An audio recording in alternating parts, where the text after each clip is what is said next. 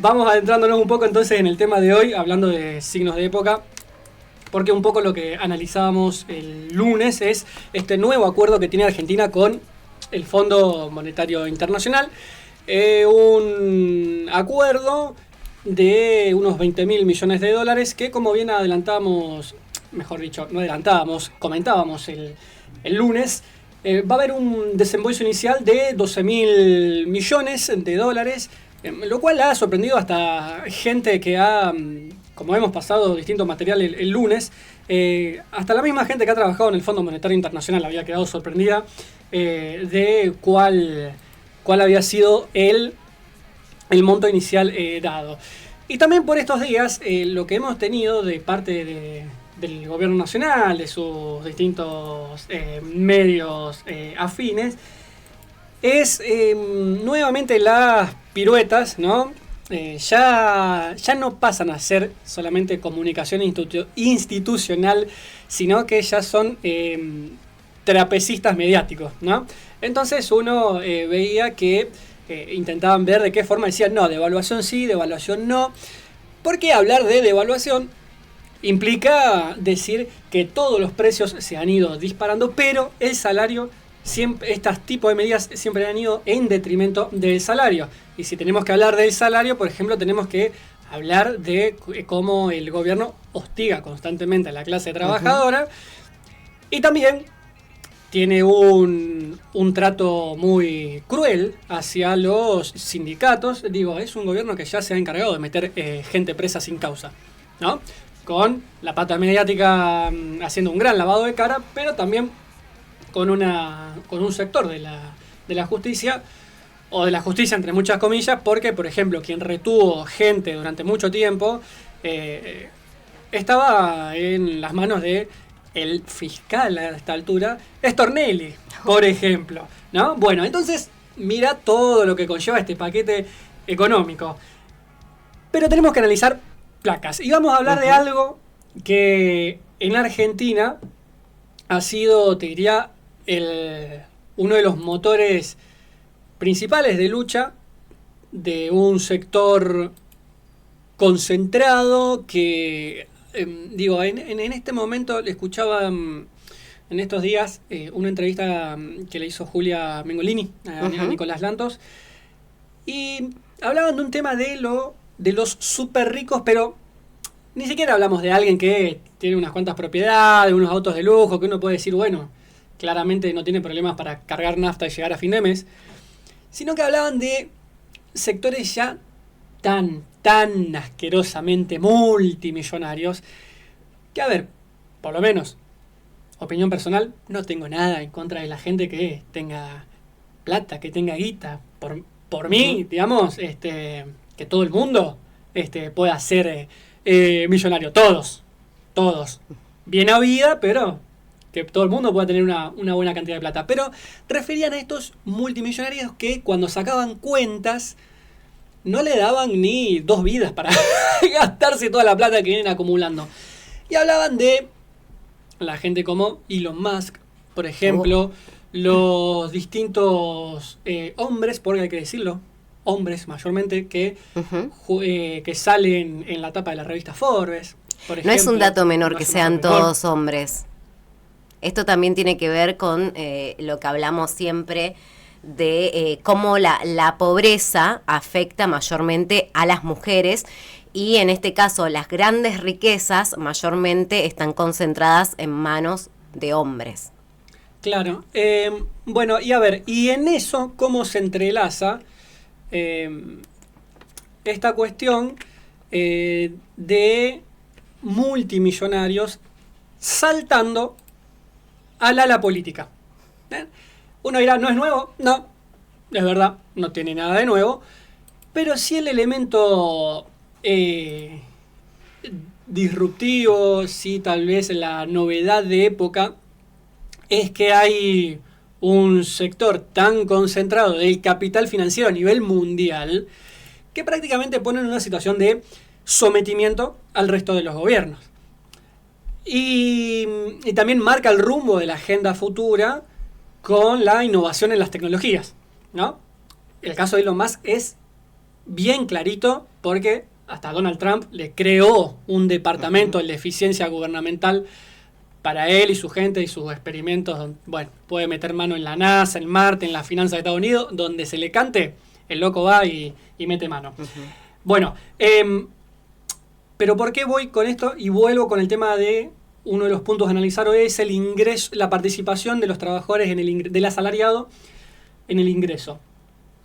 Porque ha sido Argentina, junto a Brasil y algunos países más de Latinoamérica, quienes han tenido un sindicalismo en sus distintas matices ideológicas, han tenido sindicalismos combativos, fuertes, y en épocas de gobiernos populares, nacionales y populares, progresistas, peronistas, pónganle el mote que quieran ponerle, la Argentina ha transitado esa disputa del sector trabajador con el sector del empresariado, un sector empresariado que post dictadura se enriqueció enormemente. Claramente no hablamos de las pymes, ¿no? El tipo que arranca paso a pasito. Y ahí hay una discusión clave. Porque lo vamos a ver en una placa, pero la cosa no es que al final de la ecuación, todo este tipo de políticas que estamos viviendo hoy en día, bregan y pujan por este tipo de cosas. Por un asalariado que cada vez pueda cobrar y participar menos en lo que produce, en el valor de esa riqueza que está generando. Y al fin y al cabo se trata de eso. Y ahí también nos vamos a enganchar con muchos temas que hemos ido tocando el día lunes, que tienen que ver con, por ejemplo, la informalidad laboral. Que van a aumento. Van a aumento, pero bueno, como dijimos, tenemos algunas placas para compartir. A ver, ahí si ya podemos pasar la primera. Si podemos ir con la placa número 1 para la 1. Bueno, y ahí ya no es enseguida, te voy a pedir la 2. Bueno, quienes están escuchando por radio, vénganse para YouTube o vénganse para el Facebook. Lo que le estamos mostrando aquí es una placa elaborada por el CEPA, que lo que nos muestra es cómo de diciembre del 2024, recordemos que presidencia ya de Javier Milei, y hay que recordar siempre que la primera medida de Milei, por eso también hoy en día estamos discutiendo algunos pisos salariales o de precios o de costos en el piso o en el techo en el cual lo estamos haciendo, porque la primera medida de Javier Milei, de Caputo y su sector económico fue devaluar el salario más de 100%. Y eso lo hizo ni bien asumió en su primer mes. Por eso, y no es que uno era catastrófico, ni golpista, ni mucho menos, una de las grandes preguntas que había era ¿cómo vamos a pasar una Navidad con Javier Milei? Bueno, ya vamos pasando 2. Pero... perdón, una. No, 2. No, 2, está bien, claro. 2024 cuando asumió, 2025. 2. Asumió 2023. 2023. Así que bueno, para 2024 ya teníamos exactamente un añito del señor. Bueno, lo que nos marca entonces la plaquita es que diciembre de 2024 a enero de 2025 se perdieron más de 8.800 puestos de trabajo, más específicamente 8.842 puestos. Y vamos a ver, este es el mes contra mes, ¿no? De un año contra el otro. Pero vamos a verlo también en un escenario un poquito más global. ¿Cómo fue desde la asunción de Javier Milei? La repetimos, quienes nos están escuchando, vénganse a YouTube, vénganse al Facebook, que estamos pasando distintas imágenes. Aquí estamos, seguimos con las imágenes de CEPA, que estas son elaboradas, con datos del INDEC, pero también del CIPA. Aquí lo que nos muestra este gráfico de barras es de enero del 2012 a enero del 2025. Perdón, no aclaré. Quienes por ahí no hayan oído nombrar del SIPA es el Sistema Integrado Previsional Argentino. Así que ahí pasa un poco la data de los aportes jubilatorios de los trabajadores y trabajadoras. Bueno, tenemos que en enero 2012 hasta 2015 hay un pico ascendente. Con Macri hay unas montañitas de descenso y leves recuperaciones. 2019 termina con un descenso muy, muy abrupto, ya a final de la presidencia de Macri.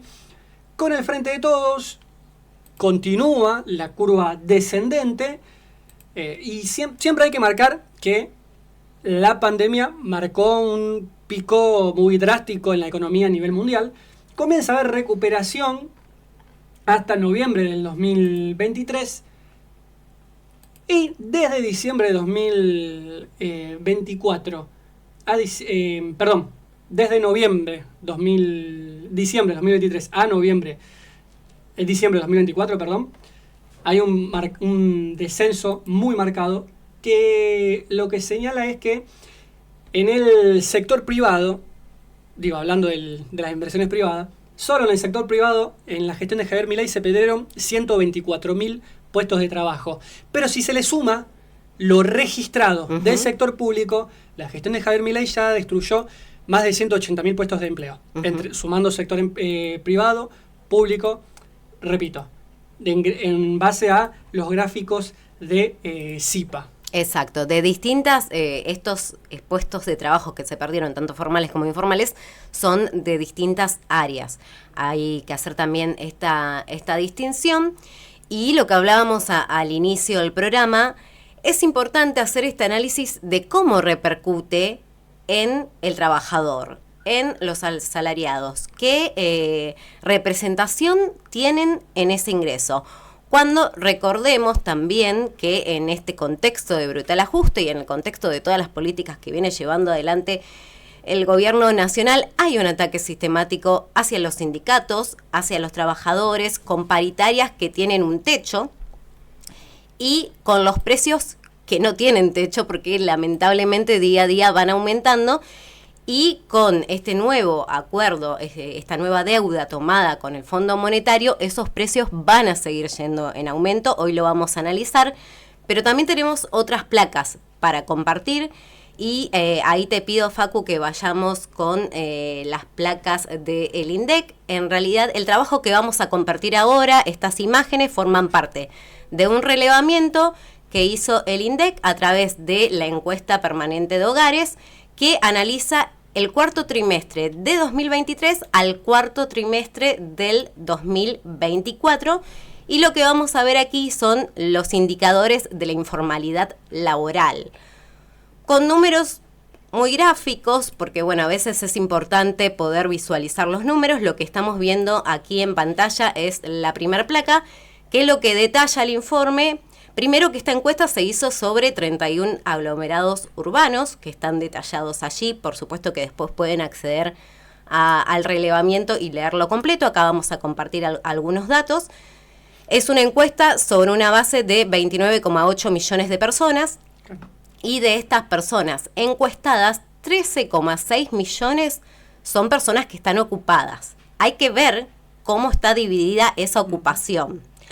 Lo que nos dice en la encuesta es que el 45,7% es lo que representa la tasa de empleo dentro de esas personas que fueron encuestadas. Y vamos a desandar este 45,7% que representa la tasa de empleo, porque ahí dentro está lo que es el trabajo informal, que como decíamos recién, va creciendo lamentablemente, y la tasa de empleo formal. Fíjense, lo podrán ver en la placa, nos dice que el 42% representa la tasa de empleo informal. ¿Qué es el trabajo informal? Bueno, el trabajo que no tiene ninguna garantía ni ningún derecho, que lamentablemente cada vez vemos más este trabajo informal, con trabajos como Rappi, como las aplicaciones que no tienen ningún tipo de garantía para quien realiza el trabajo.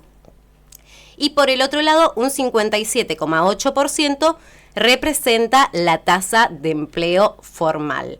Ahora lo vamos a ir analizando, vamos a compartir primero las distintas imágenes. Te pido, Facu, la siguiente imagen, que lo que nos muestra es la cantidad que representa en cuanto a mujeres y varones y en cuanto a las edades. Quiero que acá nos detengamos a analizarlo. Fíjense, de esta tasa de trabajadores informal, el 43,4% lo representan las mujeres y el 40,9% los varones. Pero esta encuesta también detalla las edades de las personas que hoy se encuentran trabajando de manera informal. Quiero que nos detengamos en esto. Van a ver que, por un lado, hay un gráfico en barras que dice hasta 29 años, ¿quiénes trabajan hoy de manera informal? El 58,7%. Es decir, mayormente desde los 18 hasta los 29 años es cuando más precarización laboral hay. Después disminuye bastante lo que es de 30 a 64 años, pero sigue siendo un número considerable porque hablamos de un 36,5%. Y vuelve a aumentar de 65 años para arriba, que es entre un 49,5%. Este no es un dato menor, porque sabemos también que las personas de 60 años, yo diría en realidad de 50 años para arriba, les resulta más complicado a esta altura conseguir un trabajo y mayormente lo consiguen de manera informal. Por eso me parecen significativos ambos datos. Fíjense que hasta los 29 años es un 58,7% lo que representa este trabajo informal y de 65 años para arriba un 49,5%.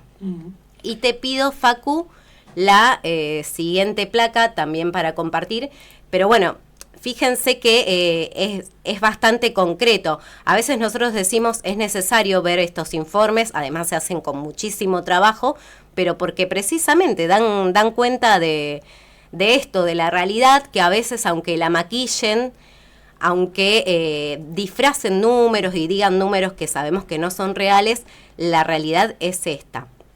Lo que vamos a ver a continuación es la cantidad de trabajadores que están subocupados, ocupados plenos y sobreocupados. Vamos a evaluar particularmente en esta imagen el cuarto trimestre del año 2024, del año pasado. Si se fijan, van a ver que la cantidad de subocupados de manera informal es un 21,6%. Después tenemos la categoría de ocupado pleno del 49,4% y sobreocupado un 27,2%. Acá me voy a detener. Este sobreocupado son personas que en realidad trabajan más de lo que se trabaja diariamente o lo que se calcula en una semana de trabajo. Esta categoría de sobreocupado serían más de 45 horas semanales, con lo cual, haciendo el cálculo, son más de 8 horas diarias que estaría trabajando esta persona, y vemos ahí el porcentaje de un 27,2%. Estos datos son brutales, son brutales, porque, a ver, pensaba, lo primero es, se relevó un universo de 30 millones de personas. Exacto. Casi, ¿no? Pero para redondear, casi 30 millones de personas. Fueron sobre 31 aglomerados urbanos, como bien das cuenta, Noé. Repito, lo pueden ir a buscar al INDEC. El INDEC, de hecho, INDEC Argentina, se maneja con el Twitter, así que está el link. Nosotros lo hemos descargado de ahí, lo leímos de ahí. Y especifica las áreas. Y algo que está bueno es que no fue relevado porque por ahí nos cuesta conseguir a lo mejor un poco de data un poco más federal. Ha sido relevado en lugares de distintas provincias, así que no concentra tal vez solo en una porción de la provincia de Buenos Aires, que la provincia de Buenos Aires es todo otro mundo aparte, pero está relevado en distintos lugares de distintas provincias. Bueno, lo primero es, si de 30 millones se relevó que menos de la mitad tienen empleo, ya estamos en una situación bastante grave. Y si dentro de ese universo más del 40% lo hace en la informalidad, también estamos con otro problema. Y esto último que decías, Noé, digo, a contramano de ese discurso berreta de se perdió la cultura del trabajo, no, flaco. Lo que se perdió, si se viene perdiendo sistemáticamente, han sido una cantidad de derechos laborales. Las garantías laborales. Las garantías laborales. Porque digo, nosotros acá estamos hablando de la informalidad laboral. pero también como consecuencia de esta informalidad, de esta falta de derechos, de estas faltas de garantías para quien trabaja, también la consecuencia es el pluriempleo. No es casual, nosotros recién hablábamos de que el mayor porcentaje de personas que estaban trabajando en la informalidad eran personas de entre los 18 y los 29 años. Esas mismas personas son las que hoy quizás tienen 2 o 3 trabajos para poder bancarse el mes. Uh-huh. Estamos hablando, y donde en este pluriempleo también empieza a aparecer la informalidad. Por eso digo, van de la mano, es consecuencia, porque uno empieza a trabajar, doy el ejemplo de las aplicaciones de Rappi, porque son el caso más concreto, donde no hay ningún tipo de garantía, pero también hoy existen los trabajos a distancia, los trabajos de redes, que no tienen ningún tipo de garantía. Uh-huh. Vamos a ir hoy estamos que el WhatsApp de la radio lo explotamos, pobre Facu. Cuando puedas, el videíto. Vamos a seguir un poco con lo que alguna vez ya mostramos, algunos fragmentos del documental Fondo del periodista Alejandro Berkovich, que repetimos, se encuentra en YouTube de manera gratuita. Escriban Fondo Alejandro Berkovich y lo encuentran. Un documental que dura 1 hora y cuarto, 1 hora y 20 aproximadamente. Y vamos con otro fragmentito porque es muy pedagógico, ¿no? Y también para hablar de economía. Recordarán, aunque parezca viejo ya el macrismo, pero ya si hay algo que inauguró o que retomó, mejor dicho, el macrismo con mucha fuerza, después de lo que habían sido 12 años de un signo político distinto, como ha sido el caso del kirchnerismo, que marcó un quiebre con lo que venía siendo la hegemonía neoliberal de ese momento, y el macrismo volvió a poner en discusión una batalla cultural del sentido del sentido cotidiano, del sentido económico.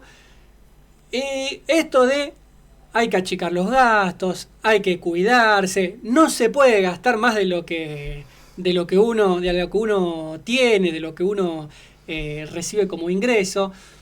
Y si recordarán también en análisis anteriores que hemos hecho aquí, cuando analizamos las cuestiones de los tratos con el Fondo Monetario, los acuerdos con el Fondo Monetario, ya en el 59-60, Álvaro Alzogaray nos decía que había que pasar el invierno. Entonces, no es nuevo lo de ahora, ni son unos leones, ni son unos genios. Tendrán otro soporte tecnológico, pero no es nada de otro mundo.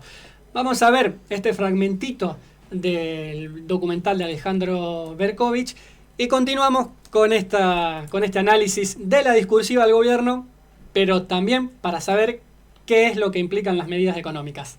La Argentina vive más allá de sus posibilidades, eso es el déficit. Como una casa de familia, si ganás 100 y gastás 110, tenés que pedir esos 10 en otro lugar.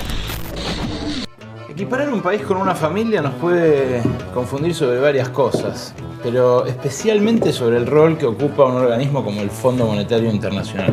Por eso está bueno establecer de entrada algunas diferencias. Diferencia 1, las familias no pueden emitir su propia moneda. Diferencia 2, las familias no pueden recaudar impuestos. Y diferencia 3, las familias no pueden acudir al Fondo Monetario Internacional. Alguien dirá que a fin de cuentas que una familia pida un préstamo en un banco es como que un país acuda al Fondo Monetario Internacional. Pero no es tan así. Los préstamos del fondo tienen ingredientes que no están en el guiso de lentejas que solemos comernos en casa. Ajuste fiscal, que significa reducción de los gastos del Estado. Privatizaciones, es decir, servicios públicos en manos privadas. Reforma laboral. Esto es, menos derechos para los que laburan. Reforma previsional, o sea, menos plata para los ancianos, para los más grandes. Y mercados libres, es decir, menos control del Estado sobre lo que pasa en la economía. Bien, acá escuchábamos un pequeño fragmento del documental, como bien decíamos, pero les recomendamos que lo busquen, que lo puedan escuchar completo. Es interesante el análisis que se hace dentro de este documental porque analiza las consecuencias y las características de la toma de deudas en distintos lugares, no solamente en Argentina. pero básicamente las consecuencias son las mismas. Y ahí bien lo detallaba Alejandro Berkovich. No es lo mismo comparar la economía de una familia con la economía nacional y la economía a través de una toma de deuda con el Fondo Monetario Internacional. Fíjense que las condiciones del Fondo Monetario son siempre las mismas. El ajuste sobre los trabajadores, la reforma laboral, el ajuste sobre las jubilaciones. No es algo nuevo, también lo hemos analizado en distintas oportunidades aquí, pero fundamental, y por eso nos parecía importante hoy analizar cómo afecta a los trabajos. ¿Qué porcentaje tienen los asalariados dentro del ingreso? Y cómo el sistema y este tipo de programas políticos económicos precisamente lo que buscan es atacar los derechos, que cada vez los derechos de los trabajadores sean menos, y la depreciación también de ese salario que tiene hoy el trabajador. Así es. Bueno, lo mencionabas, ¿no? ¿Cuál es la participación que tiene en el ingreso de todo lo que produce, del valor que genera? Así que vamos a ir con la última placa, que bien les habíamos dicho. Vamos a ver cuál es la real disputa detrás de todo este paquete de medidas económicas. Bien, allí estamos viendo, esto es muy gráfico, esto es la participación de los asalariados en el ingreso nacional en Argentina. Y tomamos desde el 55 hasta el 2024. Bueno, 2025 van los primeros meses, no hay nada muy concreto todavía. Pero ¿por qué tomamos el 55? Dirán algunos. Porque en el 55 es el golpe al segundo gobierno que transitaba Juan Domingo Perón, realizando profundas reformas estructurales a nivel político, social y económico. Y la participación, hasta antes del golpe, de los trabajadores en el ingreso era un poco más del 49%. No llegaba a ese famoso 50-50. Bien, hay un pequeño repunte con Frondizi, luego con, sucesivos golpes de Estado, con Ilia continúa bajando, con Onganía y Levington también. Vuelta del peronismo tras los 18 largos años de proscripción. Alcanza el trabajador ese famoso 50-50, 50 para uno, 50 para otro, y esto es el reparto de la torta, ¿no? Con lo cual los liberales y los neoliberales te corren y te dicen, bueno, pero si todo el mundo agarra un pedazo de la torta, te quedas sin comer, ¿no? Otra vez esta metáfora de la casa y la comida familiar. Sí. Lo cierto es que los trabajadores constantemente ponen el ingrediente con su sudor, y bueno, resulta que nunca le dan un cachito de algo, ¿no? Y esto es muy marcado porque cuando viene la última dictadura del 76, fíjense que hasta la crisis del 2001-2002, el trabajador en la participación de su ingreso fue participando cada vez menos. Baja, y vamos viendo distintos nombres. Videla, Viola, Alfonsín, Menem, De la Rúa y toda la camada de presidentes.